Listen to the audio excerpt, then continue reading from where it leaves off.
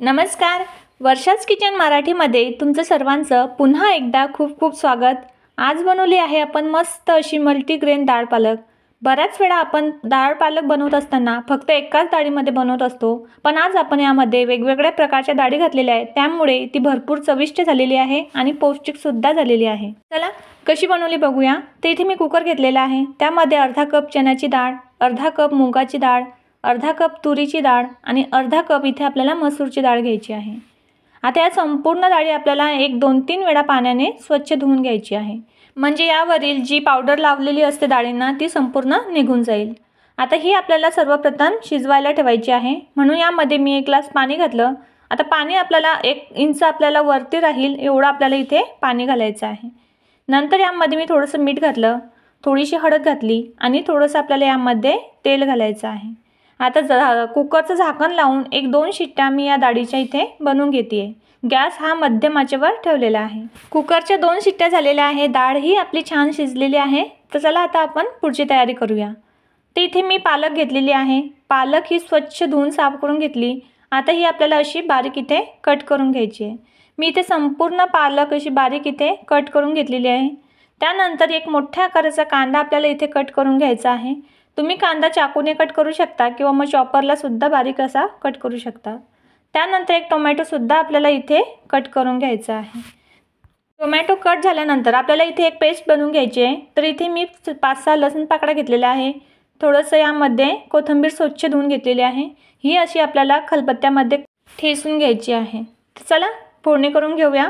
तर इथे मी कढई गरम करायला ठेवलेली, त्यामध्ये 2 पळी तेल घातलं. तेल छान गरम झाल्यावर 1 चम्मच इथे मी जिरं घातलं. जिरं फुलल्यानंतर थोडासा हिंग यामध्ये मी घातलेला. नंतर जो कांदा आपण कट करून घेतला तो यामध्ये घातला. 1 मिनिट छान तो असा परतून घेतला. नंतर जी पेस्ट आपण लसूण आणि कोथिंबीरची केलेली ती यामध्ये घातली. छान अशी परतून घेतली. जो टोमॅटो आपण इथे कट करून घेतला तो सुद्धा मी इथे कांदा आणि पेस्ट बरोबर छान असा परतून घेतला. आता हे सगळं साहित्य छान मऊसूत व्हावं आणि व्यवस्थित परतल्या जावं म्हणून यामध्ये मी 1 चम्मच इथे मीठ घातलेलं आहे. मीठ इथे सांभाळून घालायचं, कारण आपण डाळ शिजवली होती तेव्हा सुद्धा मीठ घातलेलं आहे. त्यानंतर यामध्ये मी सुके मसाले घातले. तर अर्धा चम्मच हळद घातली, अर्धा चम्मच गरम मसाला, 1 चम्मच धना पावडर आणि 2 चम्मच इथे मिरची पावडर घातलेलं. आता हा मसाला व्यवस्थित शिजला जावा म्हणून यामध्ये मी थोडंसं पाणी घालते आणि छान असा शिजवून घेते. पाणी घातल्याने मसाला हा तळाला लागत नाही आणि व्यवस्थित हा शिजला जातो. तर झाकण ठेवून 2 मिनिट हा मसाला मी इथे शिजवून घेते. 2 मिनिटांनंतर मस्त असा आपला मसाला शिजलेला आहे. छान त्याला तर्री आलेली आहे. आता यामध्ये आपल्याला जी पालक आपण कट करून घेतली होती बारीक ती घालायची आहे. एकजीव करून घ्यायचं आहे आणि झाकण ठेवून हे पालकसुद्धा आपल्याला 1-2 मिनिट इथे शिजू द्यायची आहे. इथे आपण पालक घेतलेली आहे, मल्टीग्रेन डाळी घेतलेली आहे, म्हणून ही डाळ खूप अशी चविष्ट होते, पौष्टिकसुद्धा होते. 2 मिनिटांनंतर इथे पालक व्यवस्थित इथे शिजलेली आहे. आता जी डाळ आपण इथे शिजवून घेतलेल्या होत्या ती डाळ आपल्याला यामध्ये घालायची आहे. डाळ घातल्यानंतर व्यवस्थित हे असं एकजीव करून घ्यायचं आहे. आता इथे डाळ भरपूर अशी घट्ट वाटत होती, म्हणून यामध्ये मी त्याच कुकरमध्ये थोडंसं पाणी घालते आहे आणि तोच कुकर विसळून यामध्ये पाणी घालते आहे.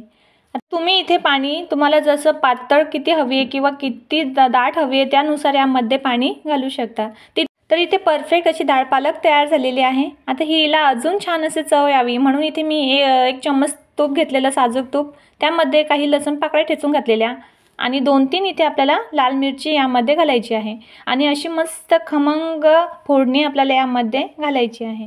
फोडणी घातल्यानंतर छान असे एकजीव करून घ्यायचं. 1 मिनिट झाकण ठेवून ही डाळ पालक आपल्याला गार होऊ द्यायला ठेवायची आहे. तर तुम्ही बघू शकता मस्त अशी चविष्ट पौष्टिक डाळ पालक इथे तयार झालेली आहे.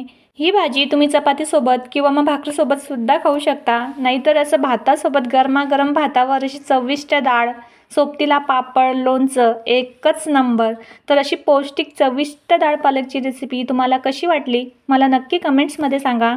लाईक शेअर करा आणि वर्षाच किचन मराठीला जर सबस्क्राईब केलं नसेल तर नक्की सबस्क्राईब करा.